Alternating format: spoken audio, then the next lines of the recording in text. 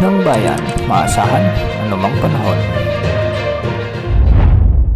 Magandang araw po sa ating lahat. Narito na ang pinakuling update sa binabantayan pa rin nating si Bagyong Krising at sa magiging lagi ng ating panahon sa susunod na 24 oras. Patuloy nga na lumalapit sa kalupaan ng bansa si Bagyong Krising. Makikita nga natin sa ating satellite animations na mahahagip na ng bagyong ito o outer rain bands ng bagyo ang maraming lugar sa bansa at nagdudulot na ito ng malawakang pagulan dahil rin sa hinahatak nitong habagat. At dahil nga sa patuloy na paglapit nito sa kalupaan, nakataas na ang Tropical Cyclone Wind Signal number 1 sa buong probinsya ng Batanes, Cagayan, kasama ng Babuyan Islands, may Isabela, Quirino, ang northern portion ng Nueva Vizcaya, signal number 1 din sa northern portion ng Aurora, at kasama na rin ang Abra, Apayao, Kalinga, Mountain Province, Ifugao, ang northern portion ng Benguet, Ilocos Norte, Ilocos Sur, ang northern portion ng La Union, sa may Polillo Islands, Camarines Norte, ang northern portion ng Camarines Sur, at ang Catanduanes. Ang mga lugar na ito ay makakaranas na ng mga pagbugso ng mga pag-ulan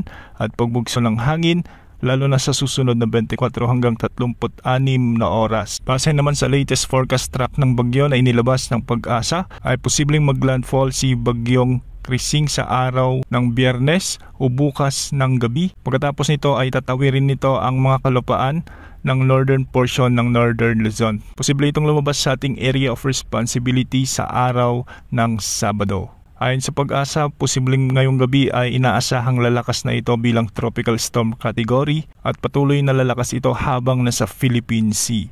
Inaasahang magiging severe tropical storm ito bago pa man lumabas sa ating area of responsibility at hindi rin inaalis ang posibilidad na maging severe tropical storm ito bago maglandfall sa may mainland Cagayan. Ibig sabihin nito, posibleng itaas ang tropical cyclone wind signal number 3 bukas sa maraming lugar sa may northern Luzon. Lalo na yung mga lugar na posibleng daanan nito, particular sa may mainland Cagayan, sa may Apayao at Ilocos Norte, kasama ng Babuyan Islands. At dahil pa rin sa pag-iral ng bagyong ito, damang-dama na rin ang mga pag-ulan at pagbugso ng hangin sa Ilocos Region, Cordillera Administrative Region sa may Cagayan, kasama ng buong Cagayan Valley, Aurora at ang Catanduanes. Samantala, habagat naman na hinihila ng bagyo ang mararanasan sa Zambales, Bataan, Mimaropa, Negros Island Region at ang Western Visayas. Pinag-iingat natin ang mga lugar na ito sa banta ng mga pagbaha at pagguho ng lupa, lalo na kung may mga malalakas at minsan